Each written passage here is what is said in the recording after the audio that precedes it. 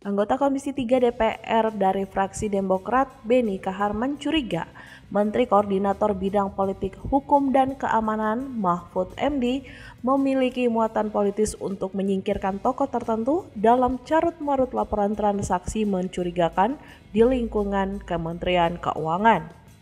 Menurutnya, muatan politis itu lantaran hingga kini belum adanya penjelasan utuh dari Mahfud terkait laporan transaksi mencurigakan.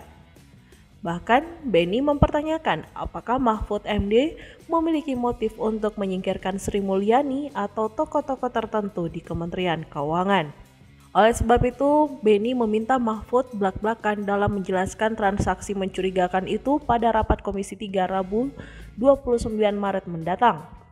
Dikutip dari Kompas.com, ia pun mendukung Mahfud secara terang benderang mengungkap kasus jika benar ada dugaan pencucian uang. Lebih jauh, Beni memastikan akan hadir dalam rapat Komisi 3 bersama Mahfud Rabu besok.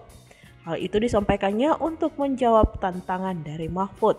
Sebelumnya, Mahfud menantang anggota-anggota DPR yang menyinggung namanya dalam gelaran rapat kerja dengan Kepala Pusat Pelaporan dan Analisis Transaksi Keuangan pekan lalu untuk hadir dan tidak mencari alasan. 3 nama anggota Komisi 3 DPR RI ditantang langsung oleh Mahfud untuk menghadiri rapat, yakni Beni, Harman, Arteria Dahlan, dan Arsul Sani. Sebagai informasi, melansir laman DPR RI, rapat dengar pendapat Komisi 3 DPR RI dengan Komite Koordinasi Nasional Pencegahan dan Pemberantasan TPPU akan dilaksanakan pada Rabu 29 Maret pada pukul 15.00 waktu Indonesia Barat. Sebelumnya, Komisi 3 DPR telah menggelar rapat kerja dengan Kepala PPATK pada Selasa 21 Maret pekan lalu. Dalam gelaran rapat tersebut, nama Mahfud MD kerap disinggung oleh anggota Komisi 3 DPR RI. Pada akhirnya, rapat tersebut memutuskan untuk memanggil Menko Polhukam Mahfud MD, Menteri Keuangan Sri Mulyani Indrawati, dan PPATK. Panggilan itu ditujukan memperjelas polemik temuan transaksi janggal sebesar 349 triliun rupiah di lingkungan Kementerian Keuangan. Sementara itu, Menteri Keuangan Sri Mulyani telah membantah soal transaksi mencurigakan 349 rupiah semuanya terjadi di Kementerian Keuangan. Menurutnya, dari total 349 triliun rupiah, temuan Pusat Pelaporan dan Analisis Transaksi Keuangan hanya ada 3,3 triliun rupiah melibatkan pegawai Kementerian Keuangan.